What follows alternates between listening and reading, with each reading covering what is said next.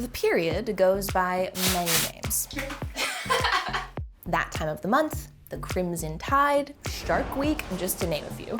It gets a lot of attention in health class, and it must be said the period has gotten a pretty bad rap. But these days, more and more people are cluing into the entire menstrual cycle, rather than just that most visible part of it. Because as it turns out, there's a lot to discover and to celebrate.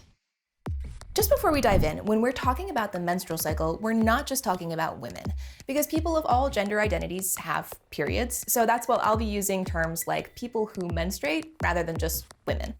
Periods may often be seen as an inconvenience. Like we discussed in our last episode, those without a menstrual cycle have long been considered the health norm, while those of us with a menstrual cycle have to compensate for it as if it's a weakness we have to work around.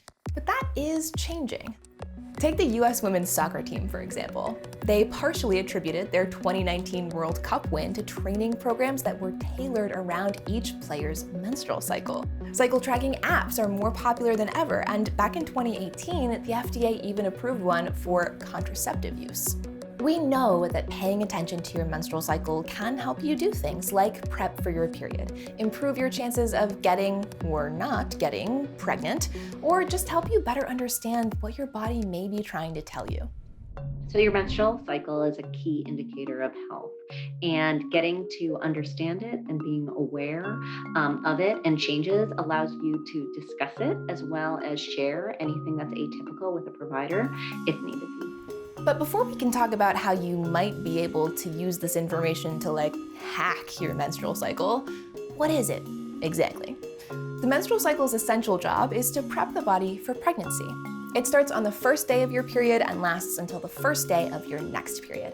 The average cycle lasts about 28 days, but everyone is different, and one person's cycle will change over the course of their lifetime. Cycles that regularly fall anywhere between 21 to 40 days are normal too. And by tracking the details of our cycle, people who menstruate can better understand what is normal or not normal for our bodies. Now, what actually happens between one period and another is a wicked exciting roller coaster that involves the ovaries, the uterus, the brain, the circulatory system, and lots of hormones. Estrogen and progesterone are the two you've probably heard the most about, and they're produced by the ovaries. We've also got follicle-stimulating hormone, or FSH, and luteinizing hormone, or LH, both of which are made by the pituitary gland. All of these hormones are interacting with each other to prep the body for pregnancy once per menstrual cycle, which is a lot of hard work. We have this sort of symphony, if we want to think of it that way, of different instruments, and different hormones come in, signaling different things to do. Shed the lining, release an egg, start building the lining. There are 4 phases of the menstrual cycle: menstruation, aka the period, the follicular phase, ovulation, and the luteal phase. And it all starts on that first day of menstruation, which is also when the follicular phase begins. During this time, estrogen and progesterone levels are low, and the uterus is shedding its lining, resulting in bleeding that typically lasts between 2 to 7 days. Oh, and also comes with those frustrating symptoms like back pain and cramping. And after your period ends, the follicular phase continues. Right smack in the middle of your brain is the hypothalamus, which sends out gonadotropin-releasing hormone every 60 to 120 minutes, depending on what point you're at in your cycle. This causes the pituitary gland to make more FSH, revving up follicle growth in the ovaries. And a follicle is a fluid-filled sac that's surrounding an undeveloped egg. It's kind of like a nice padded envelope that says, "Fragile, handle with care."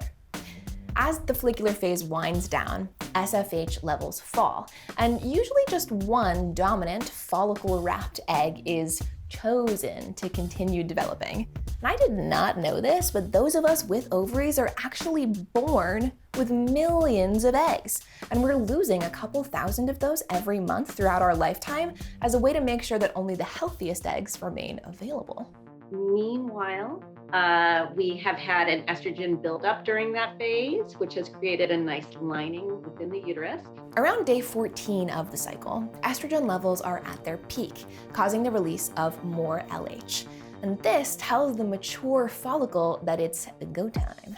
The follicle starts talking to the fallopian tube, and the fallopian tube scooches closer to surround the follicle until the follicle goes bloop, and kind of like a bubble bursting releases the egg into the abdominal cavity. And then the fallopian tube actually reaches out with its finger-like tips and scoops up the egg. That's ovulation for you. And some people might experience a little twinge or a cramp on one of their sides as that follicle bursts during ovulation. And after its big debut, your egg hangs around in the fallopian tube, just poking around for 12 to 24 hours to see if any sperm are going to join the party. So if one isn't already waiting, you better hurry up. At my advanced age of 28, I did not know that eggs get fertilized in the fallopian tube, so you learn something new every day. And if an egg and a sperm do happen to meet in that little window of opportunity, they'll fuse and they'll make their way down the fallopian tube towards the uterus, dividing into a multi-celled clump as they go. And that's just the first half of the process. Remember that follicle that released the star of our show, the egg?